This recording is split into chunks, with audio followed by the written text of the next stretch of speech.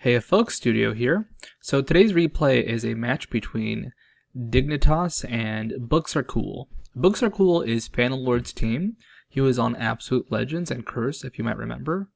And Dig is a really good team that is currently in Hanover doing really cool team things like kicking ass in group stages. So today's replay is going to focus on team composition. Now I'm not going to talk about it a whole lot until part 2. So I can really go into depth of what they plan to do. But I want you to look at the beginning of this replay, this first half, and think who has got better composition? Who has got a team that I'd like to see work together more? So let's hop into the replay, and hopefully part 2 can explain things a little bit better. Part 1 is mostly to show off what can go wrong with team composition. So let's go in. Okay, before we even go into Books Are Cool's team composition, they're already headed mid. So something you will see in higher level games is people rush to where they want to go for the early game. So here Phantom Lord is Revive Teleport Karthus. That is the big thing about their summoners. But they rush mid because they want to catch somebody out. Now right there, Skara on Rise could have been cut out if he'd gone a little bit more forward. He would have either had to blow his flash or get stunned by Alistar. Now, I don't know if you've ever been stunned by an Alistar at level 1, but once you're in the air, you fall in slow motion. And I say you fall in slow motion because on the way down, you know you are so dead, and it is your own fault, and you feel bad. So they want to catch someone out and demoralize them. They want some early game pressure because they can do it with Alistar. But they just can't get Rise scouting. They catch him at the tower instead of outside. And they actually run into a very, very scary moment right here. So half the team had to retreat, the other half had to keep going. They had to retreat because at that little corner, they would have been right outside of tower range and unable to attack anybody pretty much. And if they got engaged on there, they would have died. But Books Are Cool has a very, very special team. Rumble is not a good laner against Lee Sin. Karthus is not strong against Rise, especially because Purple team has a Shyvana with Exhaust. So Lee Sin coming from topside through the bushes generally gives the impression that he was probably at red. So he either did Wraiths or did red, meaning Shyvana has Exhaust and is ready to gank. So these weak lanes are about to get pressured, and here Skara is flashing on Phantom Lord, Exhaust is blowing on Phantom Lord. They're just trying to kill him. They want this early pressure. And they know if they win lanes, they can win the game. However, bot lane for Books Are Cool is very, very aggressive. Alistar Misfortune. It's not the best lane in the world. Like it is not some super overpowered lane, but it is a lane that can win. It is a lane that if it doesn't win, can still hold, and you'll still have a pretty good carry out of it. And the big thing is that while Dig has very strong lanes, Books Are Cool has a very, very focused team composition. So Alistar and Malphite have one big thing in common. Alistar and Malphite have really strong knockups. You once again get knocked up in the air in slow motion. You think I'm dead. Oh shit. Rumble, Karthus, and Misfortune have this really good synergy with slows. So the idea is start a fight and use Malphite's knockup to start a fight followed by Alistar's. They can't do anything to get out of it, and then follow up with slows. But the problem is they need to get out of laning before they can do that. I mean, here Rise has blue buff because Shyvana didn't need it and was able to start red and feed it to him. Karthus is barely has any mana. The only reason he had mana for that wall was because he leveled up. And Malphite trying to apply pressure just let Skara get some harass from Phantom Lord going in. He was out of mana, so he did have to go back anyways, but that's how far behind he is right now, where attempted ganks are actually punishing Phantom Lord. Now, this can happen when the person whose lane is getting ganked, if they're just so far behind or just weak to whoever they're up against, it might just put them in a worse position if you gank. So right here, it's kind of actually something similar, where Lee Sin goes in to harass Rumble. He's actually going for a kill at this point. The Ignite goes out on him, and Malphite shows up. But Rumble, if he goes forward and gets caught by Lee Sin Q, will die. you'll notice he actually stays really far back. Rumble has to be up front to do that damage, but Lee Sin just has so much damage that he's screwed if he gets caught. Small mistake there, he accidentally used his W, which is his shield, instead of his Q, which is a flamethrower. So he didn't get any damage on Voyboy right there, and that can actually come back to haunt them. So something funny happens here. They try and turn around that gank. They go for Lee Sin, but Shyvana does the same thing.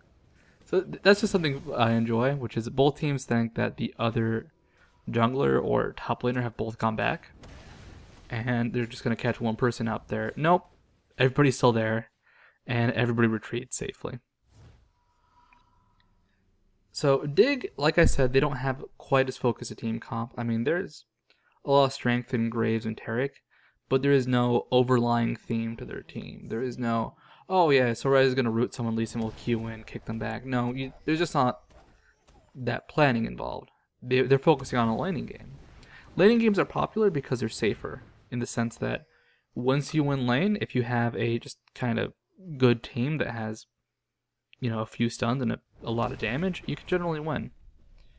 And they definitely focus on this team composition.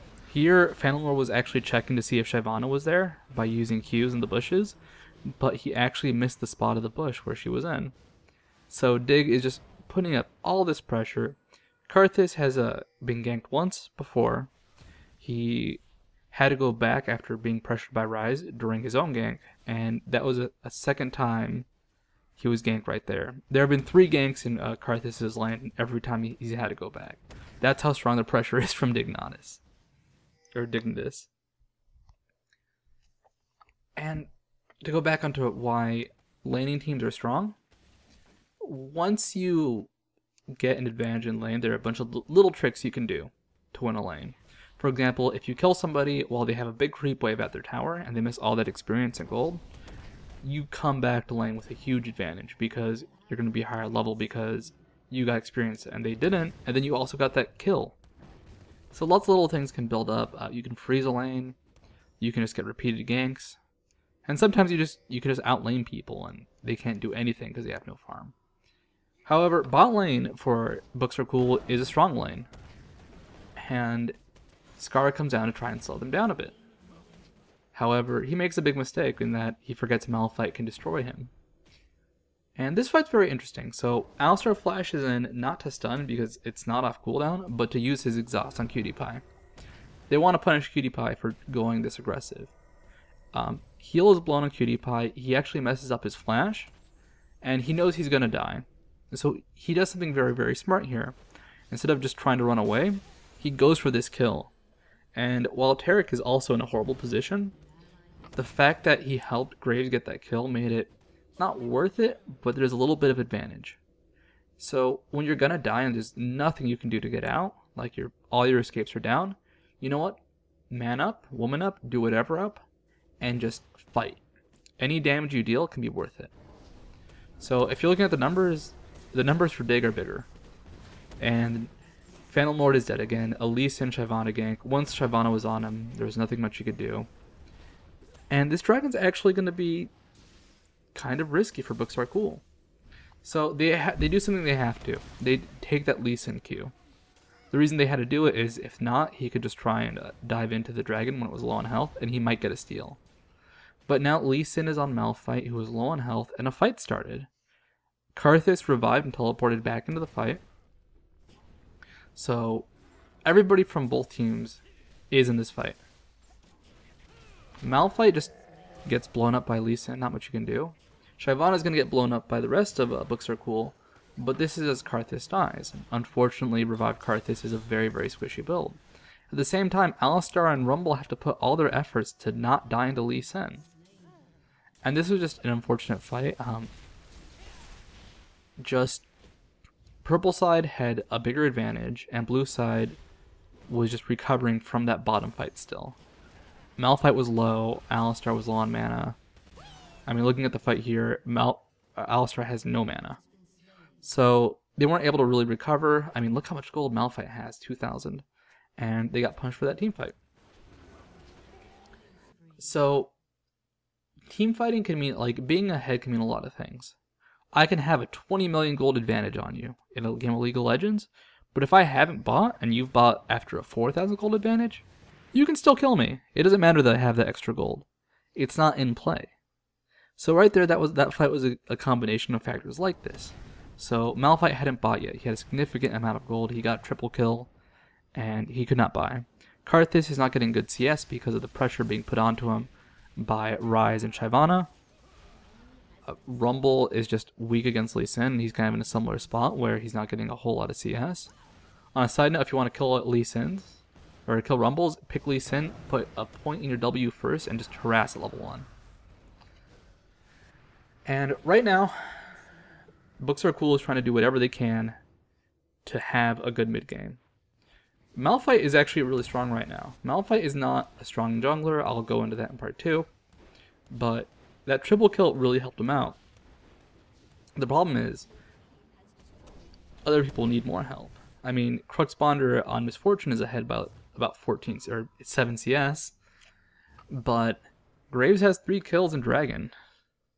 So the lane that should be going well, which is bottom, is just being beaten up by this Graves turret combination because of an early kill they got in lane, and then the Dragon fight afterwards. And how is NK going to recover? They're going to push fights for objectives. They know that as a team they have very, very strong synergy, and if they initiate well, rather than while they're all low, they might win fights. If they're going for objectives rather than laning, that means Dignitas will have to actually do the same thing.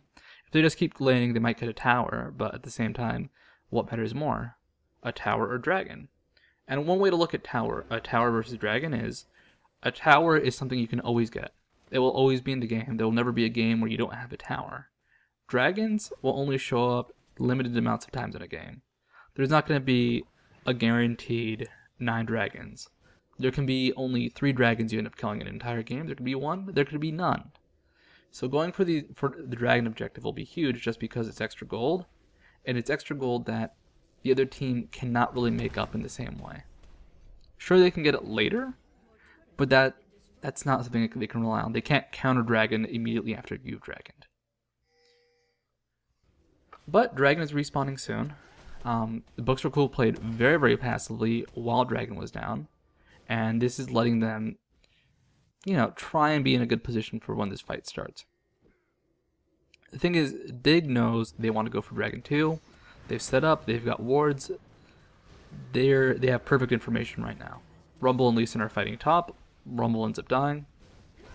And Books Are Cool is going to be able to pick up this dragon.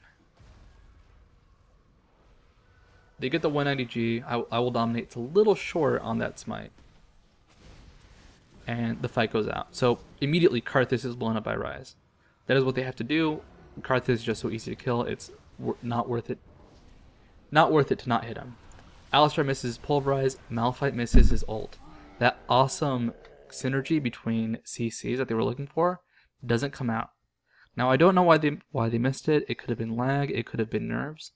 But they failed due to mechanics. They failed due to mistakes they made. Now, that happens. And the question you have to ask is, why did that happen? And what can I do to fix it? If Alistar just messed up because of lag, well, don't lag. If Malphite messed up because he mispredicted Ryze, you've got to be more on the ball, you've got to wait for more guaranteed ults. And you got to make sure you don't get demoralized.